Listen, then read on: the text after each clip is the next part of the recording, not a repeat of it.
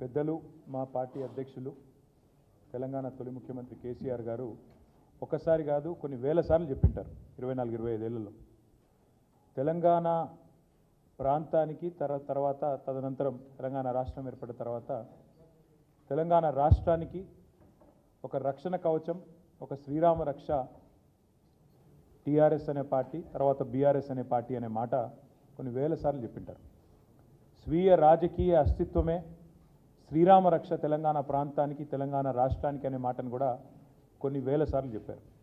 దానికి గొప్ప ఉదాహరణ ఈరోజు ప్రస్ఫుటంగా ప్రజలకు కనబడుతున్నది ఏంటిది, ప్రత్యక్షంగా మనందరి ముంగట ఆవిష్కృతమైనది ఏంటిది అంటే ఈరోజు దేశంలో జరుగుతున్న తాజా ఉదంతం మన రాష్ట్రంలో రేపు జరగబోతున్న ఒక దృష్టాంతమే దానికి గొప్ప ఉదాహరణ.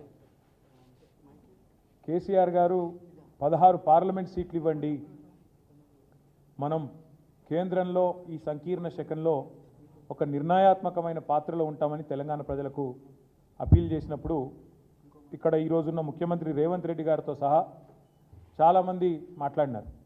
ఏం చేస్తారు 16 ఎంపీలతో కేసీఆర్ గారు, ఏం చేయగలరు అని మాట్లాడినారు. ఇవాళ ఏం జరుగుతుంది అంటే 16 ఎంపీలు వచ్చిన తెలుగుదేశం పార్టీ 16 ఎంపీ సీట్లు సాధించిన తెలుగుదేశం పార్టీ ఇవాళ తనకొచ్చిన నిర్ణయాత్మకమైన పాత్రతో వైజాగ్ స్టీల్ ప్లాంట్ ప్రైవేటీకరణకు అడ్డుకట్ట వేయగలిగింది, ఆపగలిగింది.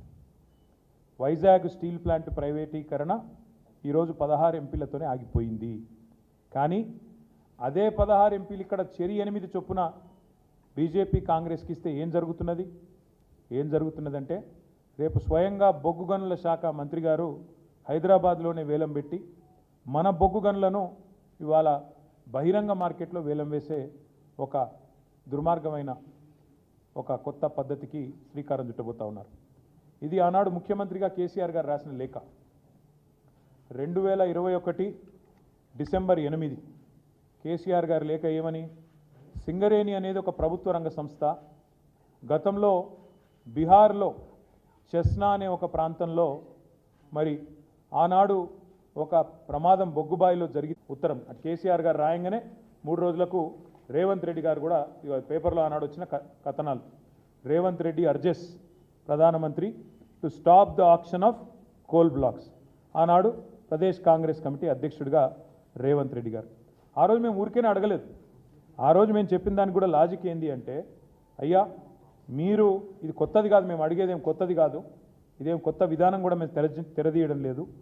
మీరు మీ ప్రభుత్వం వచ్చిన తర్వాతనే, మోడీ ప్రభుత్వం వచ్చిన తర్వాతనే ఒడిస్సా రాష్ట్రంలో కోల్ మినిస్ట్రీ ద్వారా నేరుగా 2 మైన్లను నైవేలి లిగ్నైట్ కార్పొరేషన్కు మీరే అలాట్ చేశారు.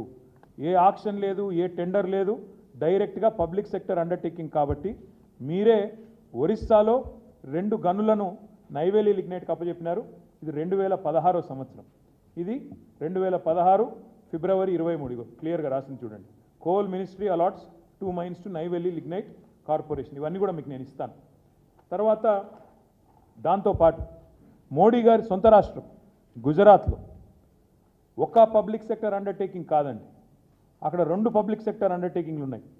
ఒకటి గుజరాత్ మినరల్ డెవలప్మెంట్ కార్పొరేషన్, అదేవిధంగా మరొకటి Gujarat industries power company limited.